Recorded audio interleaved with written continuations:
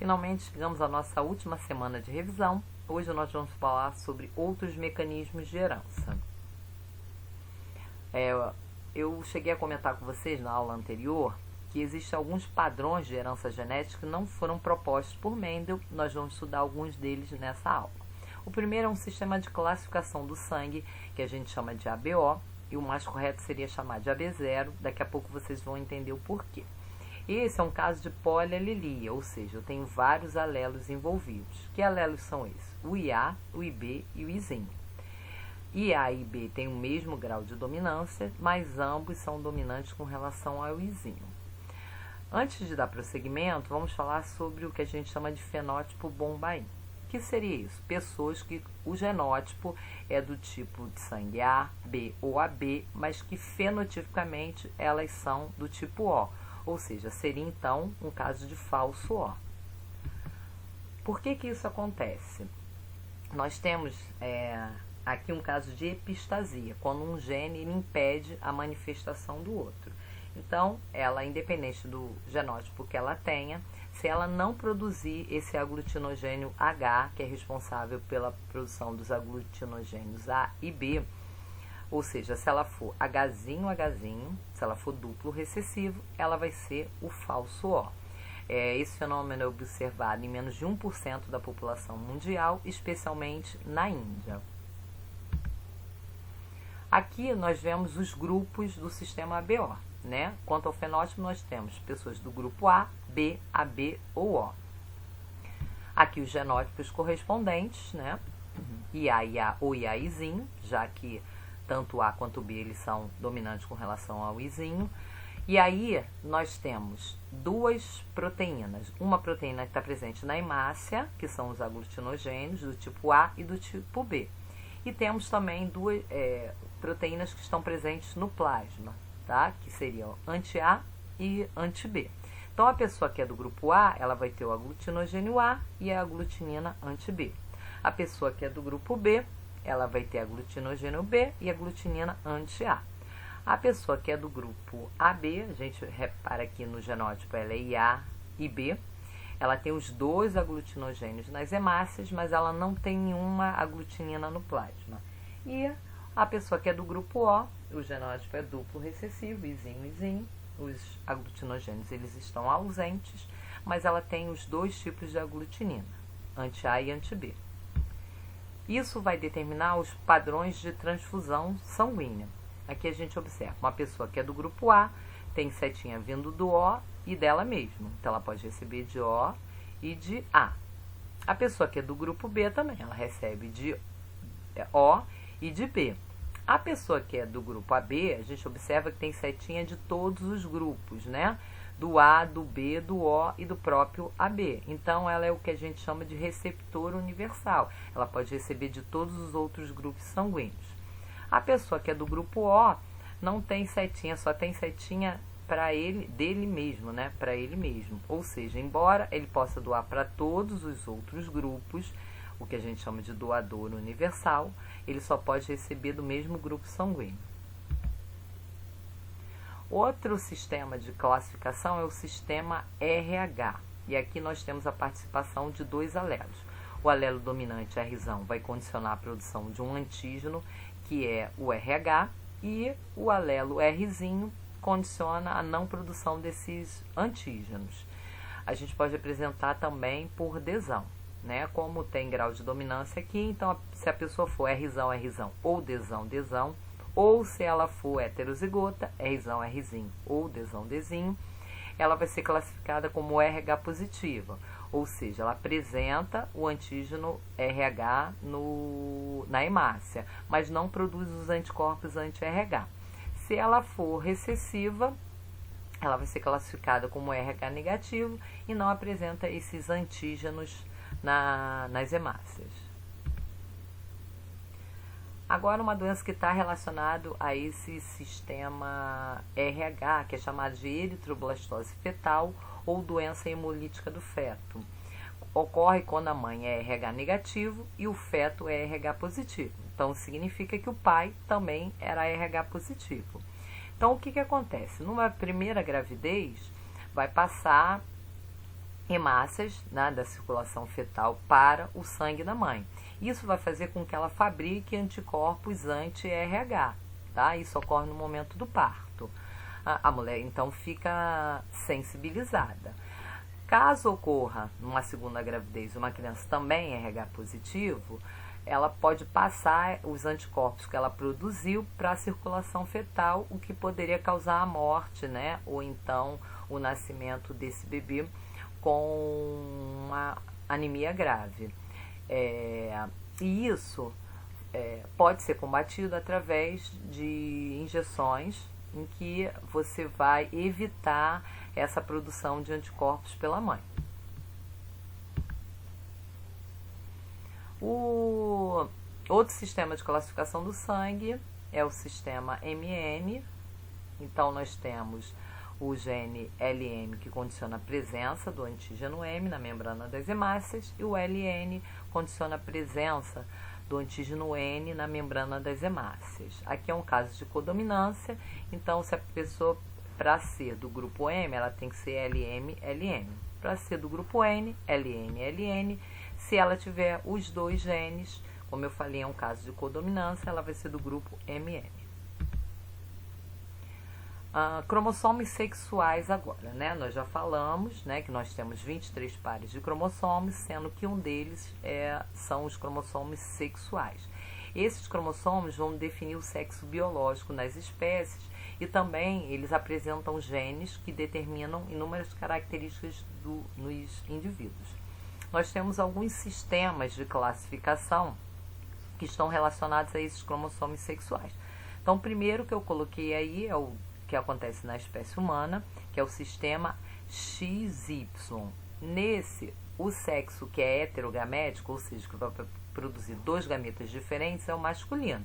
Então, são produzidos gametas com cromossomo X e gametas com cromossomo Y. O sexo feminino é homogamético, ele produz só gametas com cromossomo X. Existe o sistema ZW. Nesse caso, quem é heterogamético é o sexo feminino. Então, ele vai produzir gametas com cromossomo Z e gametas com cromossomo W. E o sexo masculino é homogamético, vai ser ZZ. Isso ocorre em aves, por exemplo. O último é o X0. Então, as células somáticas do macho apresentam um cromossomo a menos, por isso X0, e as fêmeas são XX. Então, diversos insetos, como gafanhotos, como percevejo, como besouro, têm esse padrão de herança. Aqui a gente tem uma imagem mostrando, né, o cromossomo X e o cromossomo Y. Eles têm uma região que é região homóloga, né, que é uma região correspondente, e cada um deles tem região que é uma região não homóloga, não correspondente.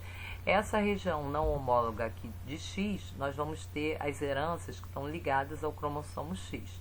Nessa região aqui não homóloga entre X e Y, nós temos os padrões de heranças ligadas ao Y, que são chamados de genes holândricos.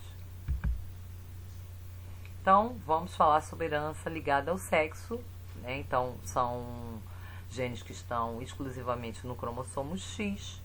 Quando esse gene é dominante, ele vai ser comum ao aparecimento mais em mulheres, e quando é recessivo, a característica é mais comum em homens. Alguns exemplos aqui que nós temos a hemofilia, onde nós temos problemas de coagulação sanguínea. O gene é um gene recessivo ligado ao sexo, né? Ou seja, ao cromossomo X. Outra herança bem parecida é a do daltonismo, onde a pessoa ela tem problemas na visão, né, colorida, na distinção de algumas cores. Também é um gene recessivo que está ligado ao sexo, né, ao cromossomo X. E temos a distrofia muscular de Duchenne, que é uma doença genética degenerativa, incapacitante, que acomete apenas meninos, tá? O tratamento pode ser feito com células-troncos, né? Um tratamento bem promissor. Nessa doença a gente tem uma fraqueza progressiva devido à falta de uma determinada proteína nos músculos. Também é um gene recessivo ligado ao cromossomo X. Aqui a gente vê o padrão de herança do daltonismo e da hemofilia. Então, quando o sexo feminino, a mulher for XDzão, XDzão ou XDzão, XDzinho, ela vai ser normal.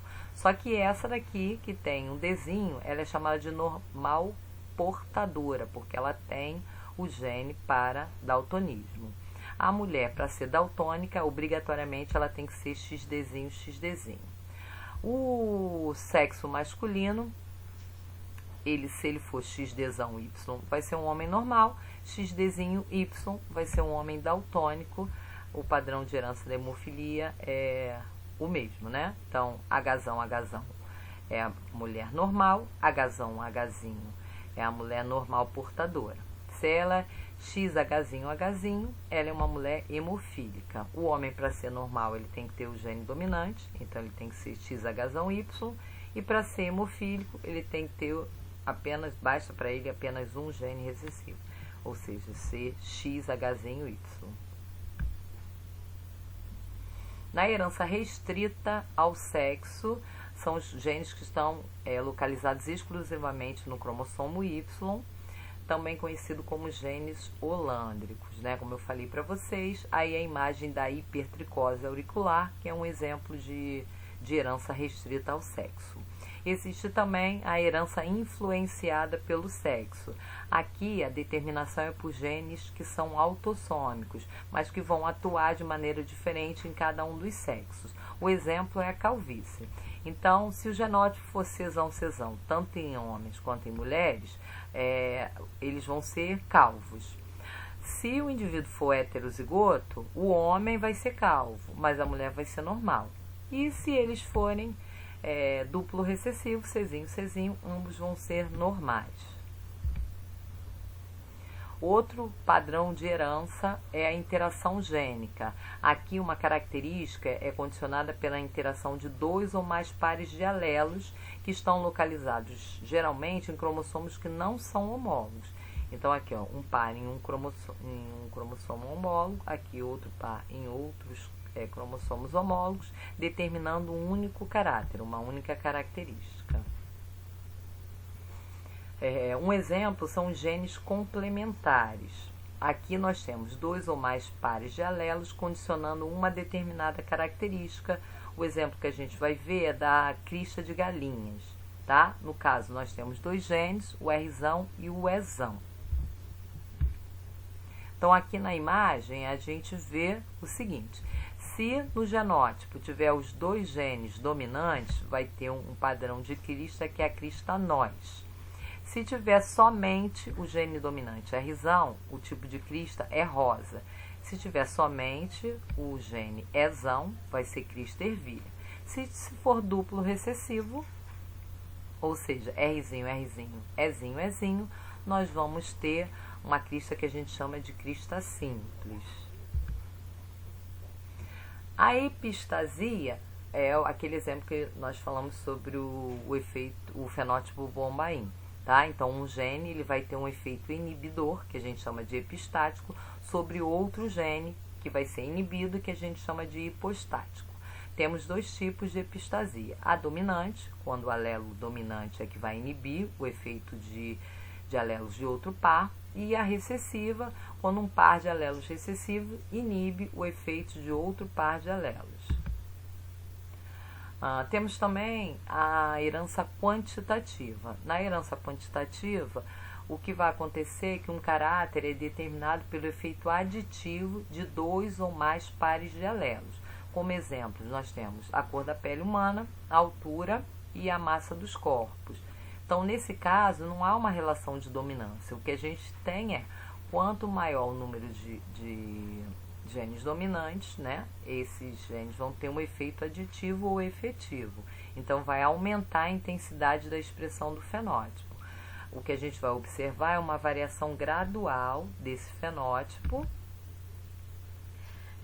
que é bem expressa através da curva de Gauss. Então, nós temos os fenótipos extremos, né? produzidos em quantidades menores e uma maior produção no caso dos fenótipos que são intermediários. A pleiotropia, um par de alelo vai condicionar duas ou mais características ao mesmo tempo. Exemplo é a síndrome de Marfan. É uma anomalia em que o indivíduo apresenta aracnodactilia, que são dedos longos, né, semelhantes a patas de aranha, má formação ocular e problemas cardíacos. Esse problema é um problema derivado do tecido conjuntivo, né? É uma síndrome de origem genética, como a gente viu, autossômica dominante. Atingem 1 a cada 10.000 indivíduos. Essa síndrome, ela é multissistêmica, né? Nós vimos, ela pode atacar vários sistemas. O sistema cardiovascular, muscular e ocular, principalmente. Essa ocorrência é devido a um defeito na produção de uma proteína chamada fibrilina. Então, vamos relembrar. No padrão de herança mendeliana, nós tínhamos um gene responsável por uma única característica. No caso da polialelia, que são os alelos múltiplos que nós falamos do sistema ABO, nós temos um gene com vários alelos, só que cada indivíduo apresenta apenas 2, né? Porque a gente recebe um do pai e um da mãe. No caso da interação gênica, nós temos a pleiotropia, em que o gene vai ser responsável por várias características ao mesmo tempo, e a interação gênica, que pode ser simples, ou a epistasia, em que vários genes vão determinar uma única característica, tá? Nós vamos terminar por aqui. Daqui a pouco tem mais uma aula falando sobre linkage. Até já!